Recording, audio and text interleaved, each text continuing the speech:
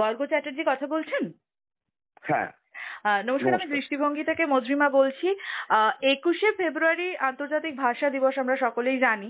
বাংলা ভাষা নিয়ে আপনারা দীর্ঘদিন কাজ করেন, আন্দোলন করছেন, সেটা সোশ্যাল মিডিয়া থেকে শুরু করে সর্বত্র সকলে দেখতে পাচ্ছে।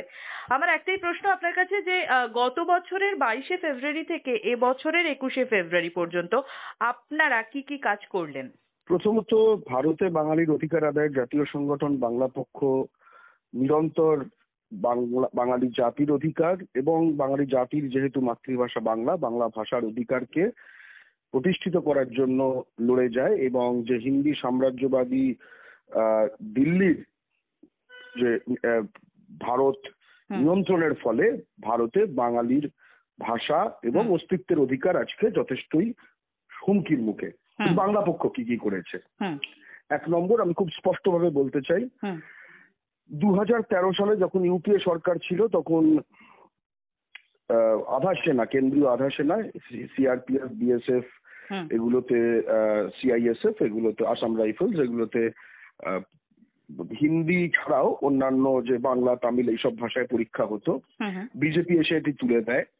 বাংলা পক্ষর দীর্ঘ লড়াইয়ের ফলে এবং বাংলা পক্ষ সংগঠন এছাড়াও যে কেসিআর, যিনি তামিলনাড়ু তেলেঙ্গানার মুখ্যমন্ত্রী ছিলেন, এবং এম.কে. স্ট্যালিন, বাংলা পক্ষর জেনারেল সেক্রেটারি হিসেবে আমি, আমাদের 3 জনের যৌথ উদ্যোগের ফলে এই বছর থেকে আবার সিআরপিএফ, সিআইএসএফ, বিএসএফ অর্থাৎ কেন্দ্রীয় আধা সেনা বাংলা সহ অন্যান্য অহিন্দি ভাষাতেও নিতে বাধ্য হচ্ছে কেন্দ্রীয় সরকার। 1 নম্বর। এর ফলে যেটা হবে যে আমাদের অনেক ছেলেমেয়ে চান্স পাবে, যেটা আগে বিজেপি পেতে দিচ্ছিল না। 2 নম্বর, বাংলা পক্ষর দীর্ঘ আন্দোলনের ফলে গত বছর মার্চ মাস নাগাদ WBCS এ বাংলা বাধ্যতামূলকের গ্যাজেট দেয় পশ্চিমবঙ্গ সরকার। পশ্চিমবঙ্গ একমাত্র রাজ্য যেখানে WBCS এ বা স্টেট সিভিল সার্ভিসে সেই রাজ্যের ভাষার পরীক্ষা বাধ্যতামূলক ছিল না, অন্য সকল রাজ্যে ছিল। বাংলা পক্ষর দীর্ঘ আন্দোলনের ফলে আমরা দেখি যে মানে আন্দোলনের ফলে পশ্চিমবঙ্গ সরকার এই গ্যাজেটটি প্রকাশ করে, আমরা তখন পশ্চিমবঙ্গ সরকার ধন্যবাদ জানাই।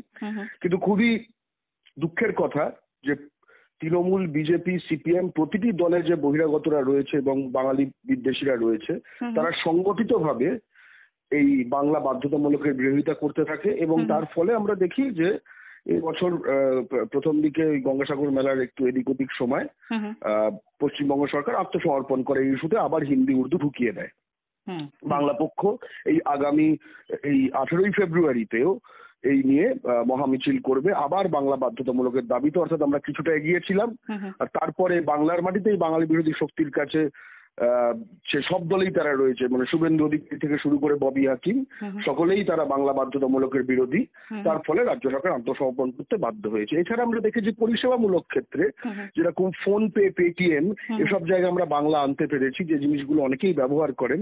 ফোন পের খবরটা তো এই মানে আমরা এনেছি কিভাবে বলি, আমরা কিন্তু যখন বলছি আমরা এনেছি, আমরা খুব স্পষ্টভাবে বলছি যে আমরা এই নিয়ে লিখেছি, আমরা এই নিয়ে লড়াই করেছি, আমরা এই নিয়ে দরবার করেছি। আমরা প্রতিটি যেগুলো বলছি আমরা এগুলো প্রমাণ সহ দিতে পারবো। এছাড়াও আমরা একাধিক ব্যাংকে, কানাড়া ব্যাংক যেরকম একখানা উদাহরণ, একাধিক ব্যাংকে যেখানে পশ্চিমবঙ্গে অপারেট করে, এদের বাংলায় কোনো ফর্ম ইত্যাদি কিছু ছিল না, সেটা আমরা নানা রকম ভাবে লড়াই করে, ডেপুটেশন দিয়ে, এমনকি আমাদের কলকাতা হাইকোর্টে একখানা জনস্বার্থ মামলা রয়েছে এই মুহূর্তে, যেখানে আমরা এই এক একটা কানাড়া ব্যাংকে আমরা আনতে পেরেছি, কিন্তু আমরা সবকটা ব্যাংকে একসঙ্গে আনতে চাই, তাই জন্য যে পিআইএলটা আমাদের রয়েছে।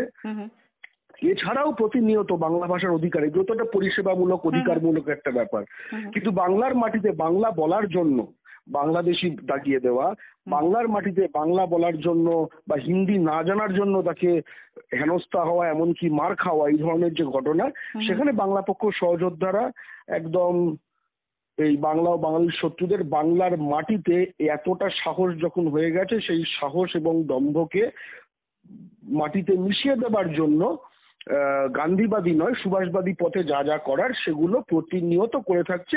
এই মাসেও 5-6টি কেস আমরা এরকম করেছি, যেখানে বাংলা ও বাঙালির শত্রুরা বুঝে গেছে যে বাংলার মাটিতে এখন বাঙালির বাংলা পক্ষ আছে।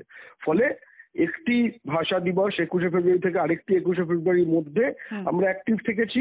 আর আমরা বছরটাকে ঠিক এরকম ভাবে ভাষা দিবস থেকে ভাষা দিবসে মাপি না।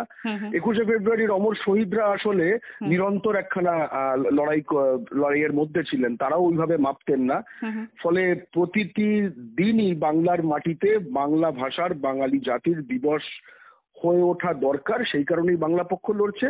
যেভাবে প্রতিটি মাথা উঁচু করা শিরদাঁড়াযুক্ত জাতির নিজের মাটিতে তাদের প্রতিটি দিনই তাদের নিজেদেরই দিন, অন্য কারোর দিন নয়। অনেক ধন্যবাদ আপনাকে।